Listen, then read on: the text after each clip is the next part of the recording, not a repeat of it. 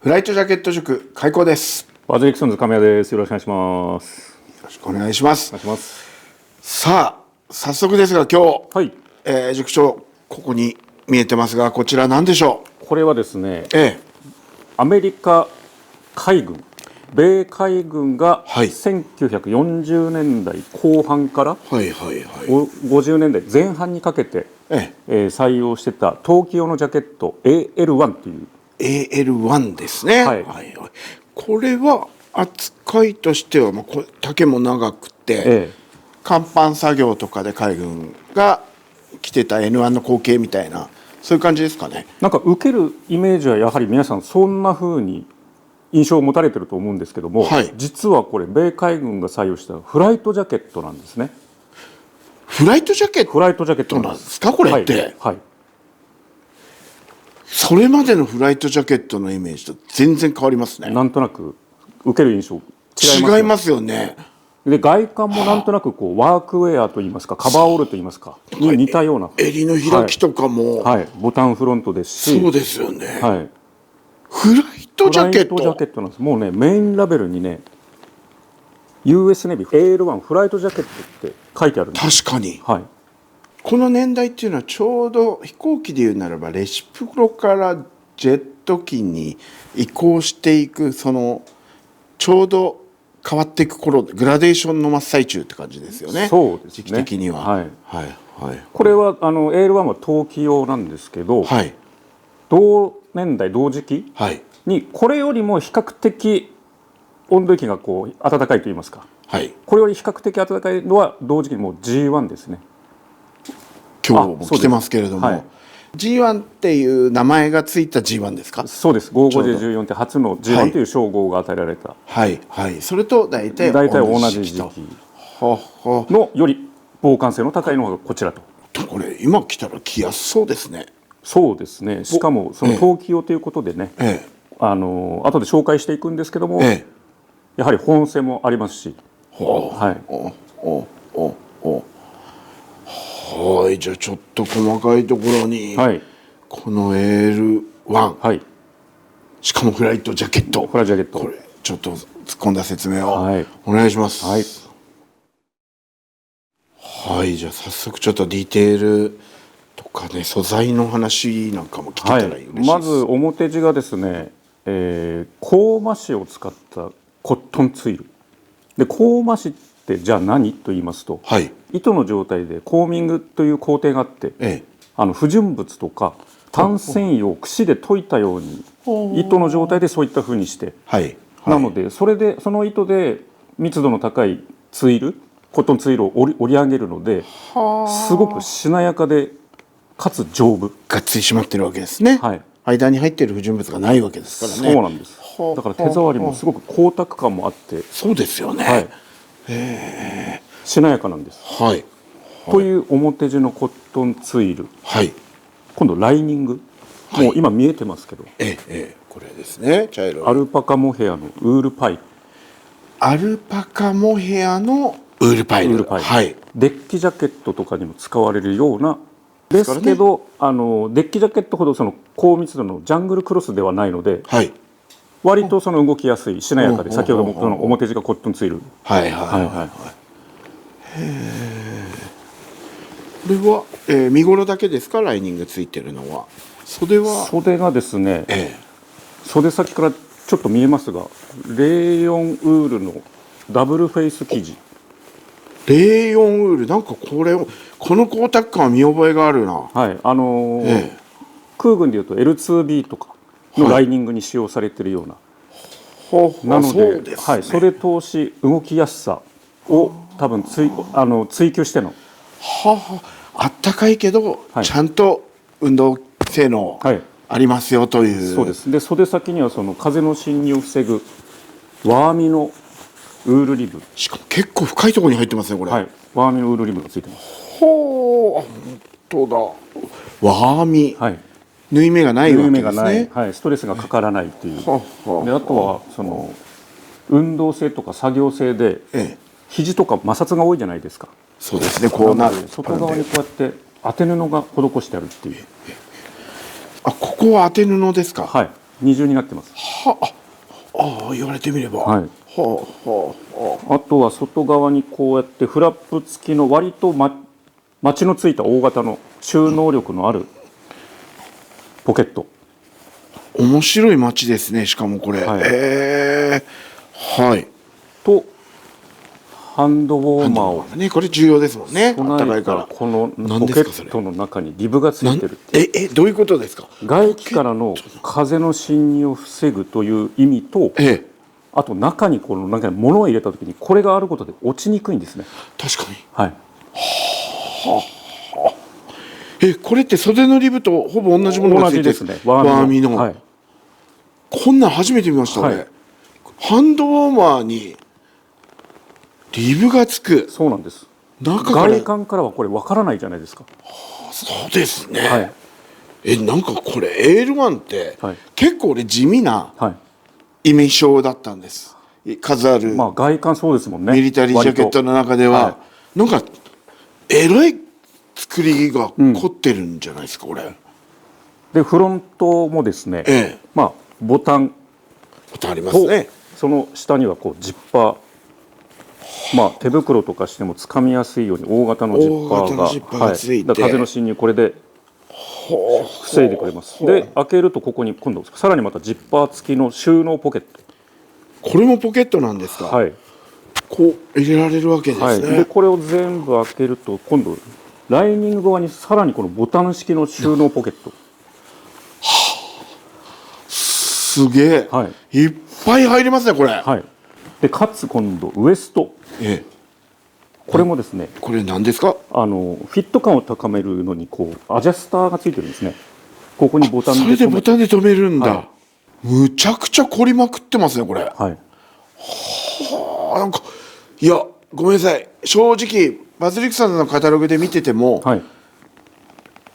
そんなにこの表のビジュアルだけで、どちらかというと陸軍のフィールドジャケットに近いような、なんか海軍の中では、結構おとなしめの、しかもデッキジャケットだと僕は思ってた。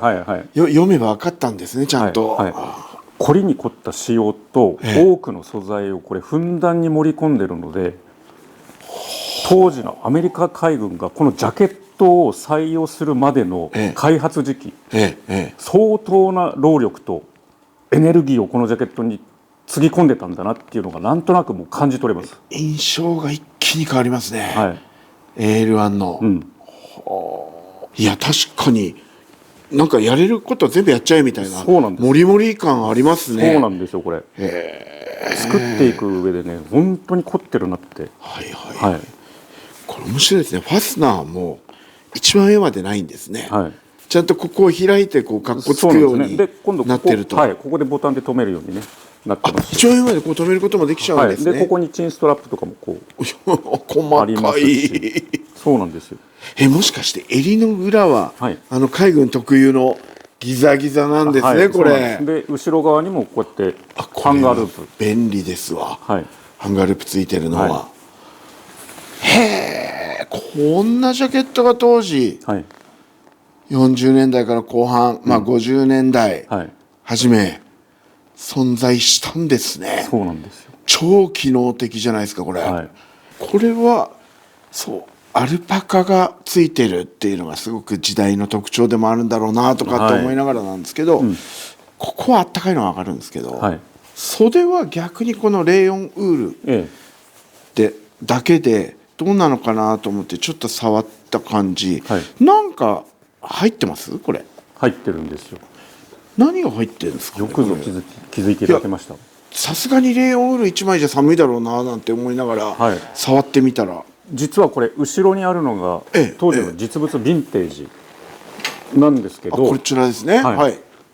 もうね思いっきりハサミを入れたところですね、やはりねこの先ほどのレーヨンウールレーヨンがありますねと表地の間にあるこれです。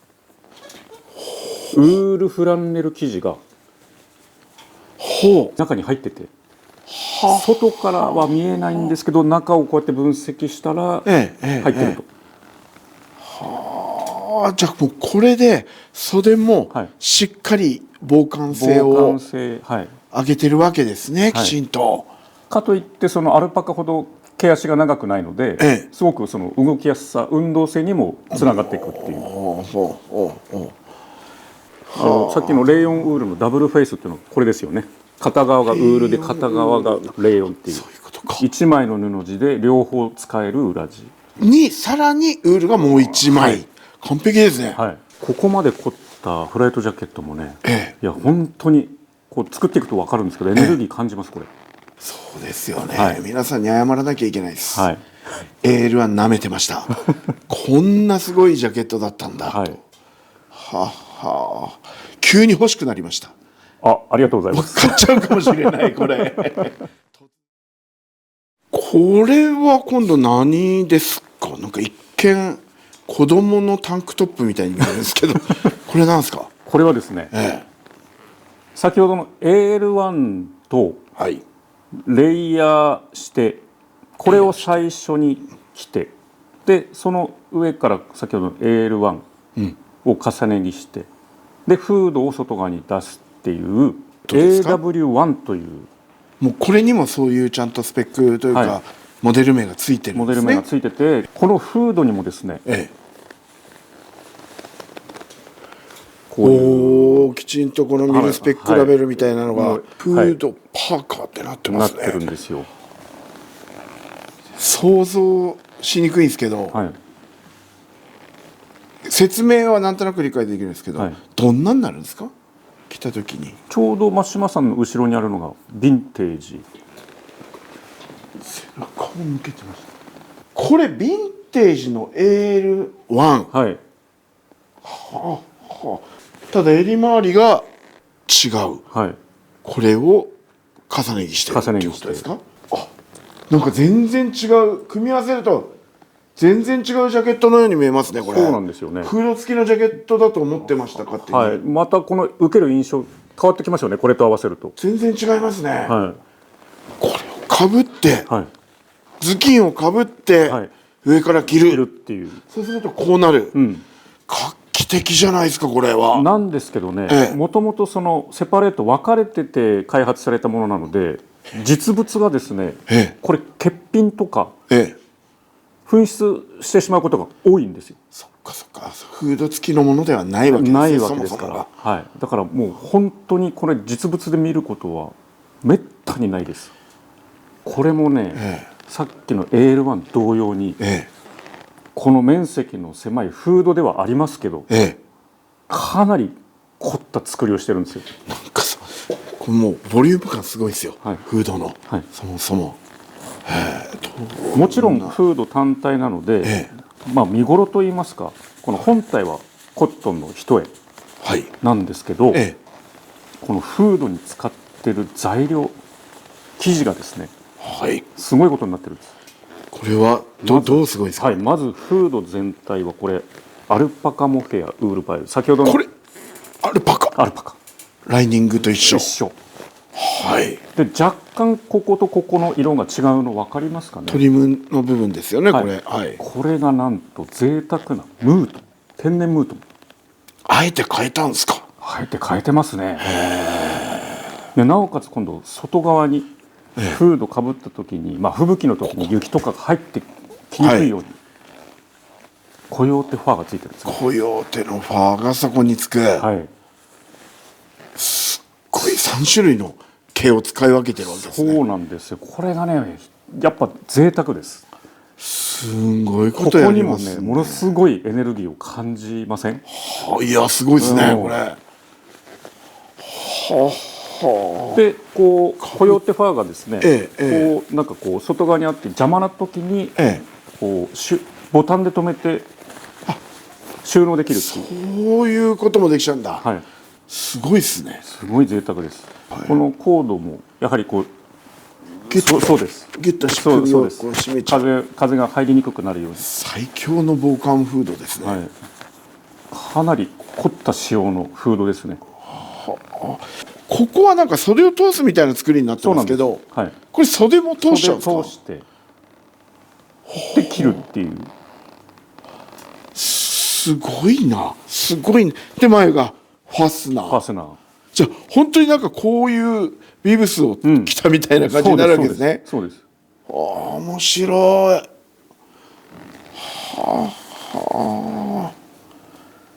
いや、この仕組みはすごいですね。レイヤードシステムってなんか陸軍のイメージがすごい、US アーミーのイメージが強いんですけど、海軍でもこういうレイヤードシステムを開発してたんですね、当時は。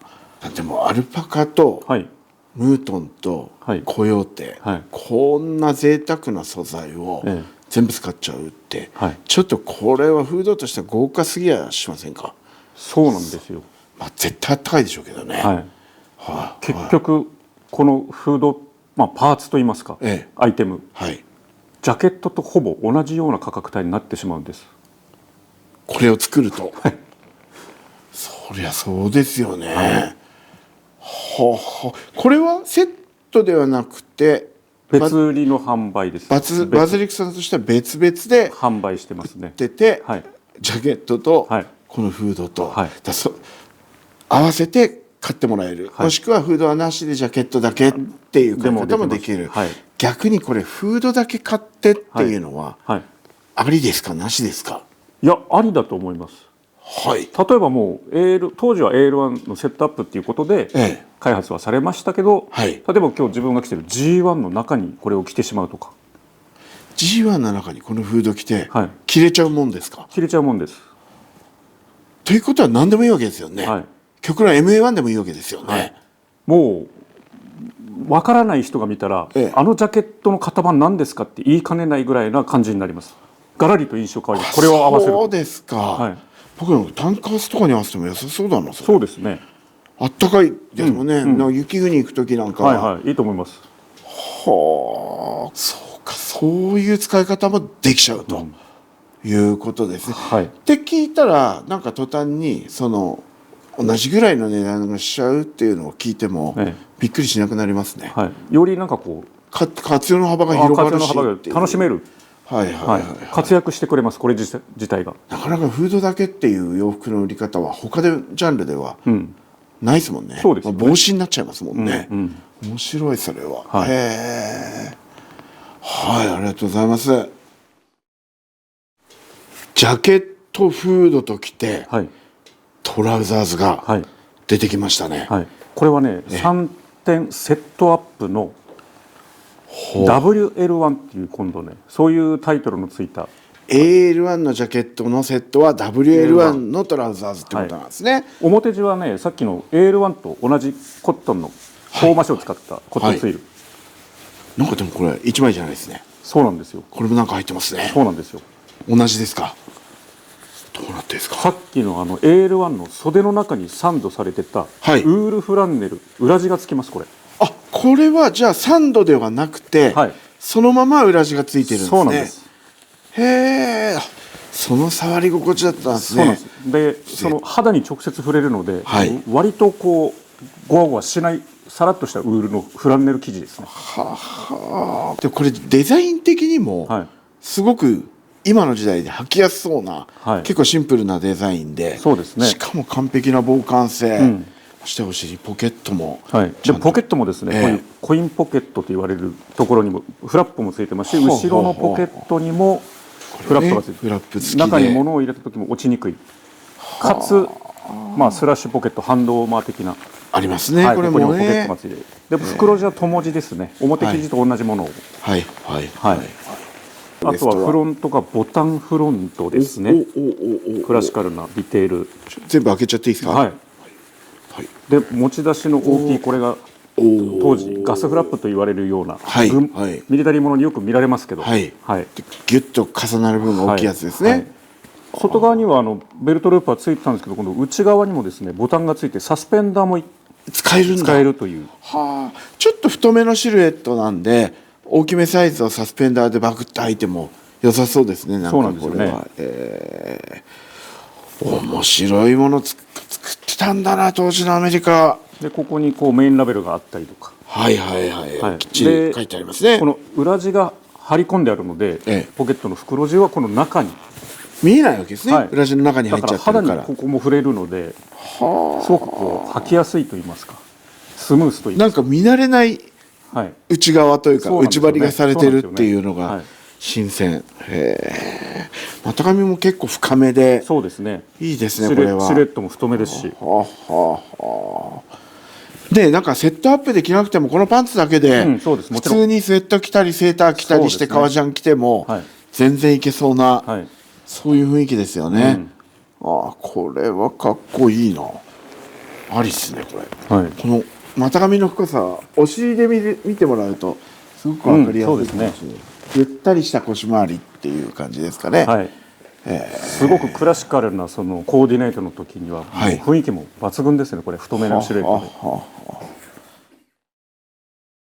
いや今回はこの AL1 ジャケットに始まり、はい、私の中ではむちゃくちゃ驚きの多い、はい、意外と注目してなかったところなんで、このジャケット自体が、はい、すごいなっていうことがまずあるんですけど、さらに、はい、なかなかちょっとここまで作んなくてもいいんじゃないかって思っちゃうような、はい、純粋な掲載活動を考えたらですよ、はい、いうようなものを作っちゃって、はい、トラザーズもね、はい、意外とこれ初めて見ましたけど、すげえいいなって思ったんですね僕は。はい、なんかこう AL1 からこう発信されるそのエネルギーといいますか、それを作る時決まった時に分析したらこう感じてきましてね、これだけじゃなくてじゃあこの3点セットからもこう強いなんかこうエネルギーを感じて、これセットアップで行きたくなったんです、自分は。作りたくなって、でバズリークソンズからこれを皆さんに紹介したくなった。防寒性、はい、高くて、亀谷さんの熱い情熱もあって、もうこれでこの冬乗り切るには完璧だなと、バイク乗る人なんかにもこのジャケットこのパンツおすすめじゃないかなと僕は思いますね。はい、はい、それでは今日の講義はこの辺りで。ありがとうございました。ありがとうございました。